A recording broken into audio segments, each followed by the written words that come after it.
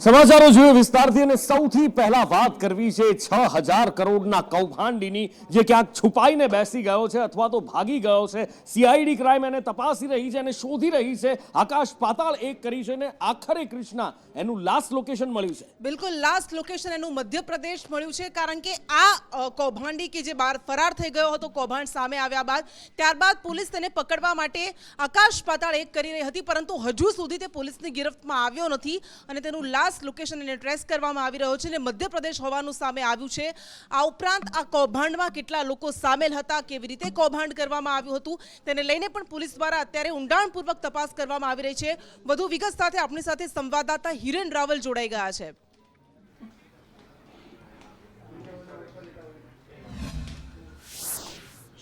તો છેલ્લે આ ઘટનાક્રમ પછી ભૂપેન્દ્રસિંહ ઝાલાનું લોકેશન મધ્યપ્રદેશ હતું એ પ્રકારે સીઆઈડી ક્રાઇમને માહિતી મળી રહી છે અને એના પછી ક્યાં ક્યાં આગળ ગયો છે એ અંગેની તપાસ પણ અત્યારે કરવામાં આવી રહી છે। આ સાથે જે સંપત્તિ એની છે અલગ અલગ પોતાના નામે અથવા તો પોતાના પરિવારજનોના નામે જે સંપત્તિ લીધેલી છે એ સંપત્તિ પણ જપ્ત કરવા માટેની કામગીરી શરૂ કરવામાં આવી છે।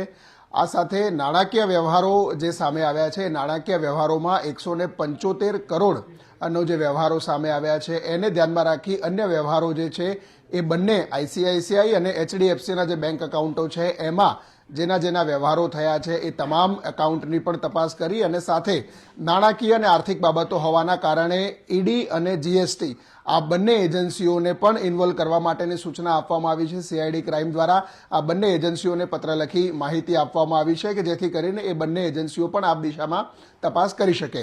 આ ઉપરાંત 2024માં જ્યારે લોકસભાની ચૂંટણીમાં એને ઉમેદવારી પત્ર ભર્યું હતું અને ઉમેદવારી પત્રમાં જે સંપત્તિનો ઉલ્લેખ કરવામાં આવ્યો છે એ સંપત્તિઓ પણ ક્યાં છે, શું છે, કોના નામે છે એની તપાસ પણ કરવામાં આવી રહી છે। સાથે ગ્રોમોર એણે જ્યારે આખું સંકુલ છે ગ્રોમોર ઇન્સ્ટિટ્યૂટ એની ખરીદી કરી હતી તો એ બાબતોની પણ તપાસ અત્યારે કરવામાં આવી રહી છે। ગ્રોમોરના જે મૂળ માલિકો છે એમની પણ તપાસ કરી આ અંગે જે બાકી નાણાં છે તમામ બાબતો પર એની પૂછપરછ પણ કરાશે। જી બિલકુલ, આભાર આપનો। અને આ એક કૌભાંડી છે કે જેણે બીજા ફાઉન્ડેશન્સની પણ રચના કરી હતી। હવે એક બાદ એક પાના ખુલી રહ્યા છે। એનો પૂર્વ ખજાનચી અનિલ કાવટ નામનો આ વ્યક્તિ કે જે ઘણા બધા પાના ખોલી રહ્યો છે, ઘણા બધા ષડયંત્ર ખોલી રહ્યો છે એના, અને કહી રહ્યો છે કે એક મૈત્રી ફાઉન્ડેશન, નુપુર આ જાણવા જેવી વાત છે કે એક ફાઉન્ડેશનની રચના કરી અને આ ફાઉન્ડેશનના સભ્ય નેતાઓ પણ હતા, નેતાઓના પુત્ર પણ હતા। બિલકુલ, અને નેતાઓના પુત્ર, મોટા મોટા રાજકીય નેતાઓની વગ એની છે એ આપણે સ્પષ્ટ રીતે દ્રશ્યોમાં પણ દેખાય છે। અને જ્યારે મંત્રીઓ ખુદ એના કસીદા ગાતા હોય, એની પ્રશંસાઓ કરતા હોય, એની સ્તુતિ ગાતા હોય તો સ્વાભાવિક છે કે કનેક્શન મજબૂત હોય એ ખ્યાલ આવી જ જાય અને એ સાબિત પણ થઈ રહ્યું છે। તો મૈત્રી ફાઉન્ડેશન નામ છે અને જેનું રિસેન્ટલી લગભગ 4-5 મહિના એનું આપણે રજિસ્ટ્રેશન કરાવ્યું છે અને એમાં ભૂપેન્દ્રસિંહ ઝાલા, હું, મારા એક મિત્ર કમલેશભાઈ, પછી કમલેશભાઈ ચૌહાણ, ધવલભાઈ પટેલ, આપણે કિરણસિંહ ભીખુસિંહ પરમાર, અમીશભાઈ, અસીમભાઈ, પલકભાઈ, ધવલભાઈ, આ બધા ટોટલ 11 ટ્રસ્ટીઓ છે। રાજકારણ સાથે જોડાયેલ તો આમ તો આપણે મહેમદાવાદના ધારાસભ્ય શ્રી અર્જુનસિંહ ચૌહાણ સાહેબ અને આપણે જે ભીખુસિંહ પરમાર સાહેબ છે એમના સન છે કિરણસિંહ। મૈત્રી ફાઉન્ડેશન એ જે પણ અનાથ નિરાધાર બાળકો હોય જે 14 વર્ષથી ઓછી ઉંમરના હોય અને જેમના માથે છત ના હોય તો એવા બાળકો માટે મકાન માટેની વ્યવસ્થા કરતું BZ। અને આ બધા વચ્ચે ગ્રોમોર ફાઉન્ડેશન, કૃષ્ણા, એ એક ચર્ચાનો વિષય રહ્યું છે કારણ કે ધવલસિંહ ધારાસભ્ય ગઈકાલે જ્યારે વખાણ કરતો વિડીયો સામે આવ્યો હતો, એમના જ્યારે એ કારનામા ગણાવી રહ્યા હતા એક કા ડબલ, એ ગ્રોમોર ફાઉન્ડેશનની જ વાત ચાલી રહી હતી, ગ્રોમોર ફાઉન્ડેશનના ફંક્શનની અંદર જ બોલી રહ્યા હતા। પણ આ ધવલસિંહ છે એ એવો કારનામા કરનાર વ્યક્તિ છે કે ક્યાંય કોઈને નથી છોડ્યા। ગ્રોમોર ફાઉન્ડેશન જેની પાસેથી ખરીદ્યું, એ ભૂપેન્દ્રસિંહ ઝાલા કે જે ગ્રોમોર ફાઉન્ડેશન જેણે ખરીદ્યું એ દરેક જગ્યાએથી કૌભાંડ કરતો આવ્યો છે। ગ્રોમોરના પૂર્વ ટ્રસ્ટીઓ છે એમને પણ છેતર્યા છે। બિલકુલ, એને પણ છેતર્યા છે અને પૂર્વ ટ્રસ્ટી હવે સામે આવીને કહી રહ્યા છે કે ભાઈ કરોડોમાં, 82 કરોડમાં જમીનનો સોદો થયો હતો, ગ્રોમોરના ટ્રસ્ટી કહી રહ્યા છે, પરંતુ માત્ર 26 કરોડ રૂપિયા તેણે ચૂકવ્યા હતા, બાકીના ચૂકવ્યા જ નથી।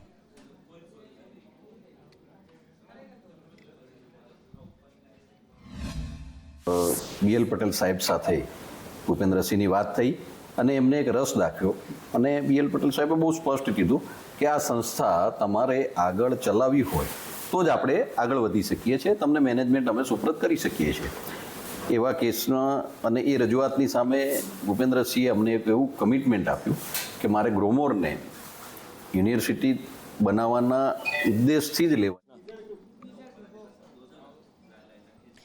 અને CID ક્રાઇમ દ્વારા પ્રેસ કોન્ફરન્સ કરવામાં આવી રહી છે, સાંભળ્યું.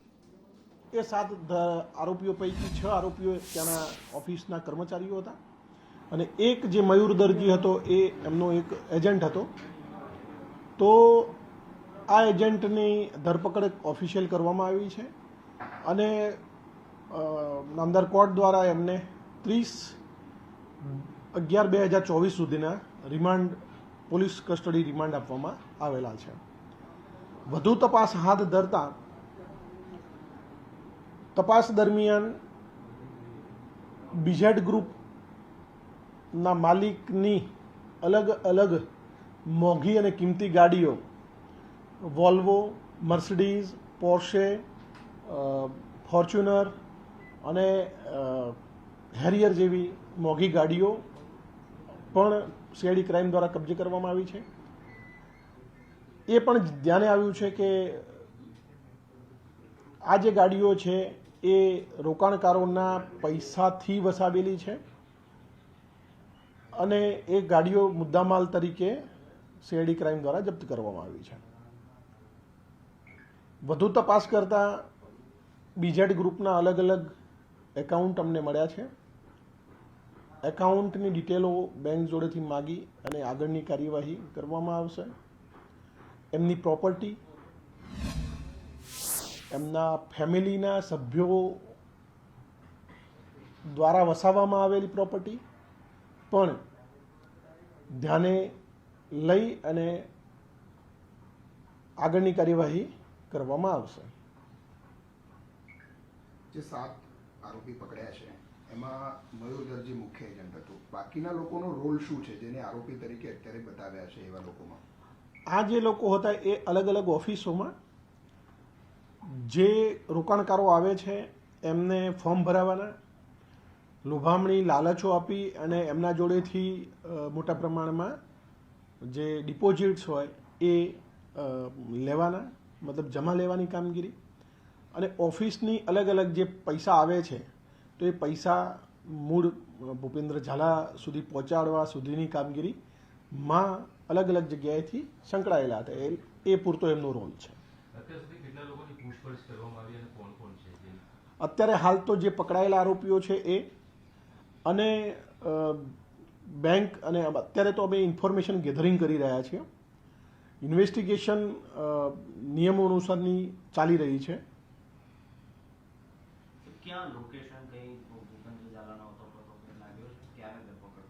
નહીં, એના જે ટેકનિકલ સર્વેલન્સ છે એના આધારે અત્યારે એનો મોબાઈલ સ્વિચ ઓફ આવે છે, એટલે અત્યારે એ કહી શકાય નહીં કે ક્યાં હોઈ શકે છે.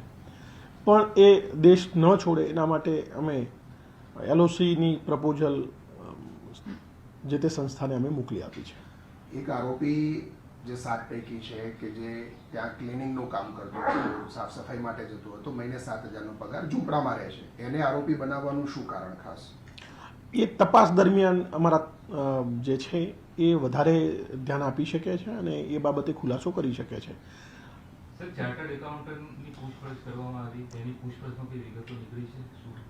ચાર્ટર્ડ એકાઉન્ટન્ટને લાવવામાં આવ્યા છે અને પૂછપરછ ચાલુ છે. એમના જોડેથી બેંકની વિગતો મળી છે. બેંકના અલગ અલગ જે બેંકની માહિતી મેળવ્યા પછી એ બેંકમાંથી કેવા પ્રકારના ટ્રાન્ઝેક્શન થયા છે એ માહિતી આગળના દિવસોમાં વધારે પ્રકાશ ફેંકી છે. અત્યારે હાલ તો એક જ CA છે.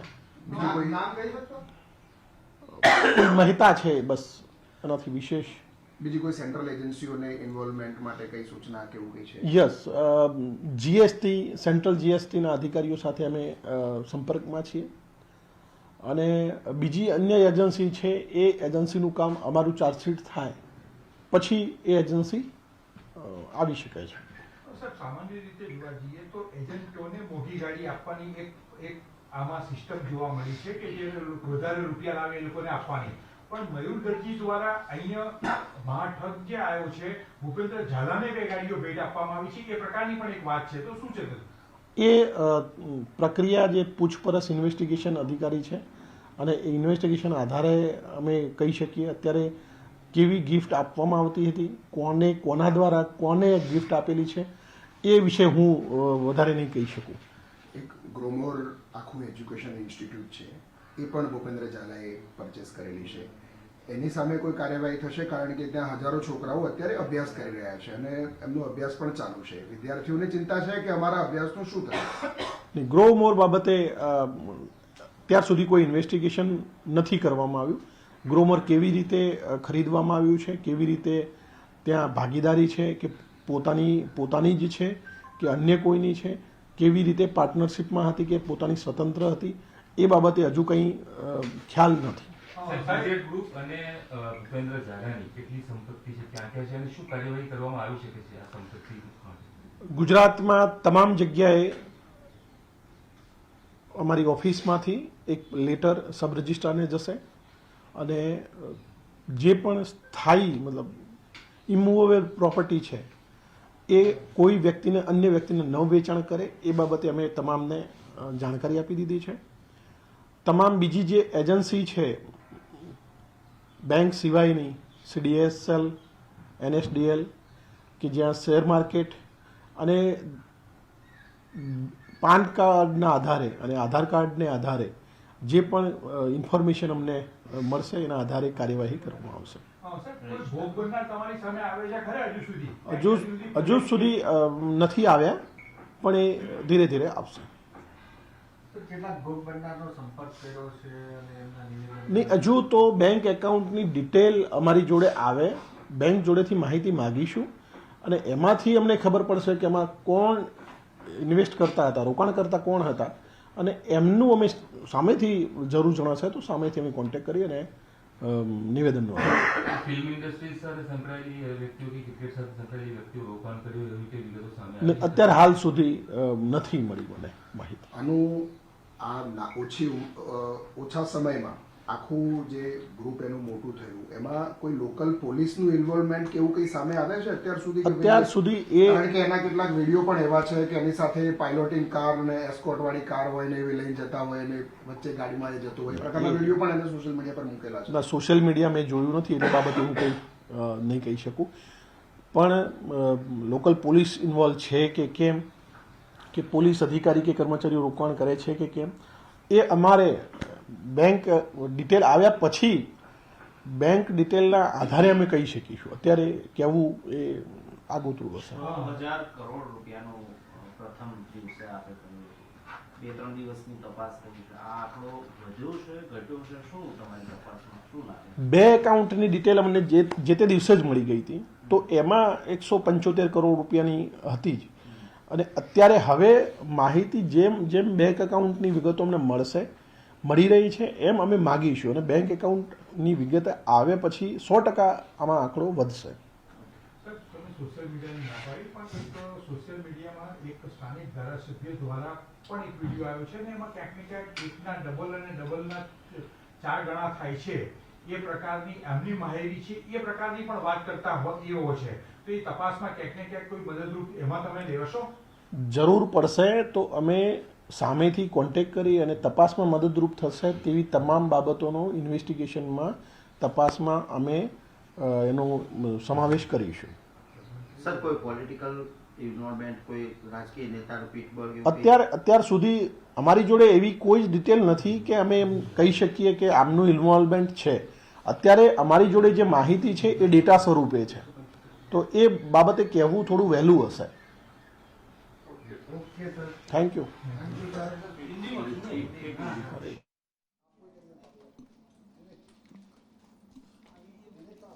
CID ક્રાઇમના SP દ્વારા અત્યાર સુધીની જે કાર્યવાહી છે એની માહિતી આપવામાં આવી છે અને એમના દ્વારા એ સ્પષ્ટીકરણ અહીંયા કરવામાં આવ્યું છે કે જે પણ અત્યારે માહિતી છે એ ડેટા સ્વરૂપે છે, આમાં કોઈ રાજકારણીનું ઇન્વોલ્વમેન્ટ છે કે કેમ. જો કે ઘણી બધી માહિતીઓ અત્યાર સુધીમાં સામે આવી ચૂકી છે કે કયા કયા નેતા અથવા તો કયા કયા નેતાના પુત્ર પાર્ટનરમાં છે, બિલકુલ નજીકનો ખરોબો ધરાવે છે, પણ CID ક્રાઇમ હજી મગનું નામ મરી પાડવા તૈયાર નથી. એક બીજો વિવાદ પણ રાજ્યની અંદર જબરજસ્ત ચર્ચાના એરણે છે, એ છે જયંતિ સરધારા અને પીઆઈ પાદરિયાનો વિવાદ. અને કૃષ્ણા, બે લોકો વચ્ચેની આ લડાઈ હોવાનું કહેવાય છે, પણ આ લડાઈની અંદર સમાજના ઘણા બધા અગ્રણીઓ સામે આવ્યા છે. એક સમાજના બે ઊભા ફાડા થતા દેખાઈ રહ્યા છે, અને એમાં પણ દિનેશ બાંભણિયાનું ટ્વીટ ઘણું બધું કહી જાય છે. બિલકુલ, જે સમાજની એકતા માટે સંસ્થાઓની રચના કરવામાં આવી હોય, એ સંસ્થાઓ જ અત્યારે આમને સામને આવી ગયો હોય તેવા આરોપો લાગી રહ્યા છે. જોકે કેટલાક આગેવાનો એવું પણ કહ્યું છે કે આ બે વ્યક્તિ વચ્ચેની વ્યક્તિગત લડાઈ છે, એમાં સંસ્થાને વચ્ચે લાવવાની જરૂર નથી, પરંતુ આ બધા વચ્ચે દિનેશ બાંભણિયા દ્વારા એક્સ પર પોસ્ટ કરવામાં આવી અને તેમના દ્વારા એ કહેવામાં આવ્યું છે કે સરદારધામ અને ખોડલધામમાં આ વિવાદ ઉભો કરવા માટે સોપારી આપવામાં આવી હતી જયંતિ સરધારાને, અને કયા ફાર્મ હાઉસમાં સોપારી આપવામાં આવી હતી તેને લઈને હું જલ્દી ખુલાસો કરીશ. સરદારધામ અને ખોડલધામ જેવી સામાજિક પ્રવૃત્તિનું કામ કરતી સંસ્થાઓ વિશે સંસ્થાને બદનામ કરવાનું અને સંસ્થાની બંને વચ્ચે વિખવાદ કરવાનું, પાટીદાર સમાજના લેવા અને કડવા વિશે જેમ ફાવે એમ ઉચ્ચારણો કરવાના, આ બાબતે જે જયંતિભાઈ સરદારા દ્વારા નિવેદન કરવામાં આવ્યું છે, અત્યાર સુધી બનાવની સાથે સૌની લાગણીઓ જોડાયેલી હતી અને દુઃખદ ઘટનાઓ છે એવું તમામ લોકોનું માનવું હતું. પરંતુ ગઈકાલના તપાસના અંતે એક ખૂબ જ ચોંકાવનારી માહિતી બહાર આવી છે કે આ સુનિયોજિત કાવતરું હતું. સરદારાને પાદરીએ ક્યારેય કહ્યું નથી કે મારે સમાધાન કરવાનું છે, એટલે સમાધાનની વાત એમને જ ઉપજાવી કાઢેલી છે અને પોતે જ એમ કહે છે હું સમાધાન નહીં કરું. પાદરિયા તરફથી એવી કોઈ દરખાસ્ત નથી કે એને સમાધાન કરવાનું છે, એટલે આ બધી પોતાની ભેજાની ઉપજ છે. પણ સામાન્ય રીતે ભલે સમાજ મોટો હોય પણ આવી બાબતોમાં પડવું નહીં જોઈએ. સૌ સમાજને સાથે રહીને ચાલવાનો આગ્રહ હોય અને રાજ્ય સરકાર પણ એ પ્રમાણે અને દરેક ધર્મોમાં પણ એ પ્રમાણે કહેવાયું છે. ત્યારે એવા વાડા ન બંધાય એવું અમે સામાન્ય રીતે પ્રયત્ન તો કરતા હોઈએ, પણ સ્વાભાવિક કોઈ એકાદ બે વ્યક્તિઓ પોતાના ઈગો સંતોષવાને કારણે આવું થતું હોય છે. મારી પાસે તો જો પેશન્ટ હતું, એને બ્લીડિંગ થતું હતું, આજે એને કાલે સવાર સુધી બરોબર એનામાંથી લોહી આવતું હતું. આજે એના ફોટાસ છે, એના રિપોર્ટ કરેલા છે. એને ફ્રેક્ચર હતું, આજે કોઈ પેશન્ટને ફ્રેક્ચર હોય નાકનું, એમાંથી બ્લીડિંગ આવતું હોય તો એમ કહું તમે ઘરે જતા રહ્યો. અને તોય આજે સ્કોપી કર્યા પછી એમને બાંયધરી આપી કે વાંધો નથી આવે, એમ સ્ટેબલ છો બરોબર, રજા કરી દીધી છે એમને. અને વધુ વિગત સાથે આપણી સાથે મયુર સરવૈયા જોડાઈ ગયા છે. મયુર, વાત શરૂઆત એવી રીતે થઈ હતી કે પોતાનો કંઈક અંગત અદાવત હતી અને એના કારણે સરદારાએ આવા આક્ષેપ લગાવ્યા. હવે સોપારી સુધી વાત પહોંચી ગઈ છે.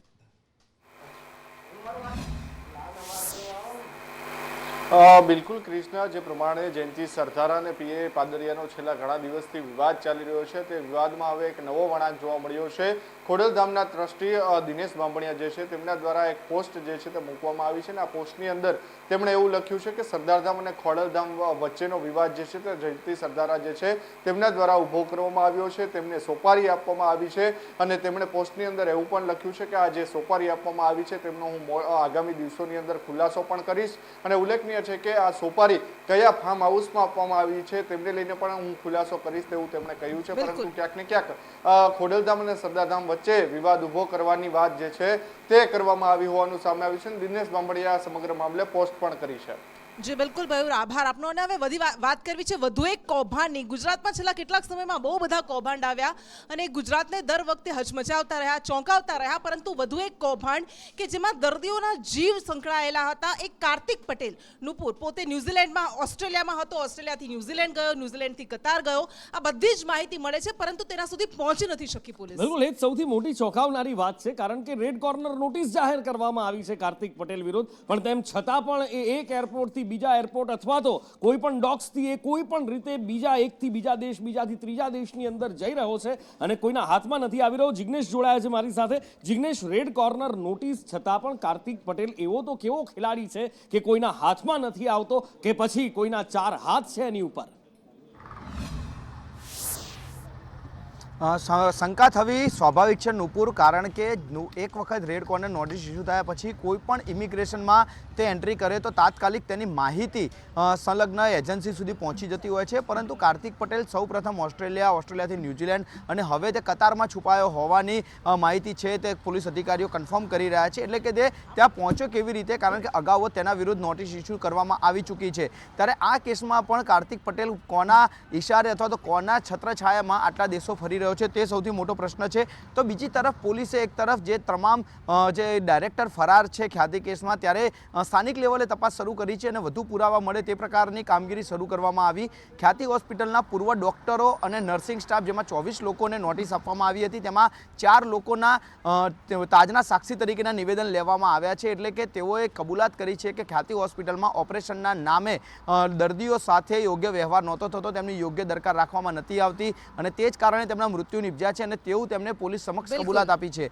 આ સાથે જ PMJY યોજના સાથે સંકળાયેલ સંલગ્ન ડાયરેક્ટરની પણ પૂછપરછ કરવામાં આવી અને તેમની પાસેથી પણ PMJY યોજના હેઠળ થયેલા તમામ ઓપરેશનોની માહિતી મેળવવામાં આવી છે, જેથી એક બાદ એક પુરાવા મળી શકે અને આરોપી વિરુદ્ધ કડક કાર્યવાહી થાય. સૌથી મોટા સમાચાર ખેડૂતો માટે સરકાર દ્વારા એક ખેડૂતો માટેનો નિર્ણય કરવામાં આવ્યો છે, જે ખેડૂતોને હેરાનગતિ થતી હતી એમાંથી બહાર કાઢી શકે છે. કૃષ્ણ, બિલકુલ. અને ખેડૂતોને પ્રમાણપત્ર ન મળ્યું હોય એ ખેડૂત પણ ખેડૂત રહી શકશે. કેવી રીતે, શું છે આ નિર્ણય? વધુ વિગત આપશે ધવલ માકડિયા. જે કૃષ્ણા, મહદઅંશે જ્યારે વિકાસના કાર્યો થતા હોય તે સરકાર ખેડૂતોની જમીનનું સંપાદન કરતી હોય છે, પરંતુ જે ખેડૂતોની જમીન સંપાદિત થઈ ચૂકી છે ત્યારબાદ કોઈ જમીન નથી વધી તો એ ખેડૂત મટી જતો હતો, એવો એક રાજ્ય સરકારનો નિર્ણય હતો.